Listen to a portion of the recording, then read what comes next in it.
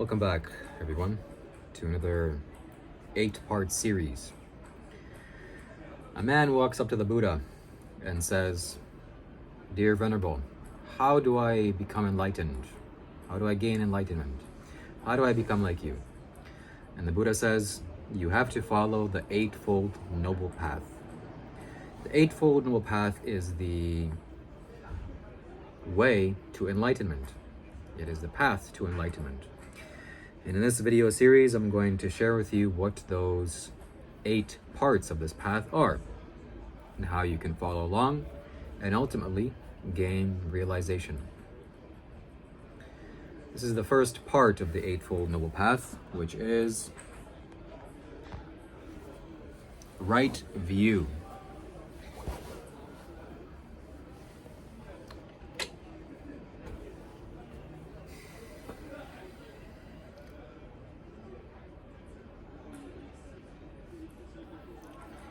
What is not right view? Well, if you are living on planet Earth, let's say 100,000 years ago, and you don't have access to the teachings of wise men, you are living your life thinking that things are the way they are, but in reality, things are not the way that you think they are. They're a different way. So you can think that your body is one way, and your mind is another way, and your spirit or soul is a third way. And what happens to you after death is one way, and after death, whatever happens then is another way.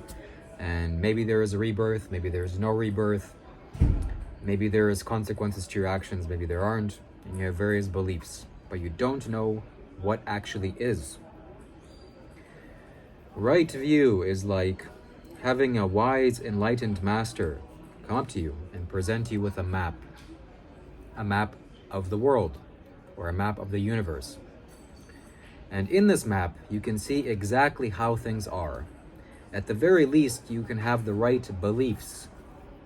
I say beliefs because you actually don't know if what this man is saying is true or not. Like if I share with you an experience right now that there is rebirth, that once you are dead, you will be born again, either in a human body, an animal body, an astral body, in a lower realm, or in a higher realm. But one thing is clear, one thing is for sure, that you will be born again. I just gave you my experience, but you can only take it as belief.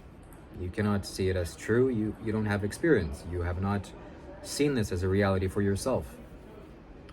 So just like this, when the Buddha came and taught and explained various things and answered many questions, he gave us the right view, the right understanding for how nature is. Fortunately for us, there's only 3 things that you have to understand as it relates to right view. Those 3 things are the view of impermanence, the view of the noble truth of suffering, and the view of no self. The first part is obviously very easy to understand now after having many scientific experiments be done and logically knowing that everything is made out of atoms and everything is in a constant state of motion. So you can see clearly that the universe is impermanent. The second part is the noble truth of suffering. See, very deluded and delusional beings, they cannot see that they even suffer. They cannot see this. They cannot see the suffering around them. They are tethered by sensual pleasures, and they think that sensual pleasures, is the ultimate goal in life, which in reality it is very far from the case. You have to first see that there is suffering in the world. Not only that, but there is suffering in you. That's the most important part, that there is suffering inside. And that there is a cause to suffering. You are causing your own suffering. And that there is a way out of suffering. There actually is a cure to this. And the cure out of suffering is the Eightfold Noble Path. The third part as it relates to right view is no self, or not self, not me. Essentially what the Buddha taught was that no matter how you look at the existence, no matter where you look at, you cannot find a permanent entity or a soul, or something that you can call me, as a tangible thing that can live on. Even your very mind or the very fabric of whatever makes up this mind and body. Every part of this is constantly changing. It is impermanent. It is evolving. So you can't look at a fast-moving river and say this is a permanent.